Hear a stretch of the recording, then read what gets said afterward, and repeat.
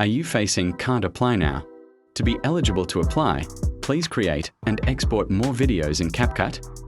In this video, I will show you how to fix this problem. First, take a screenshot of this page. Make sure the full message is clearly visible in the screenshot. Now go to this option, then tap on the settings icon located at the top right corner of the screen. Now scroll down and tap on the feedback option, then select Creator Benefits. Here, in the first message box, type the message. You can check the first comment for the exact message to copy and paste. After that, attach the screenshot from your gallery. Next, enter the email address you used to create your account. Then tap on Send. Now, for the next 10 days, you need to edit and export at least 2 videos every single day on Capcut. After 10 days, send the feedback again the same way you did now. During this time, do not log out of your account and do not uninstall the Capcut app.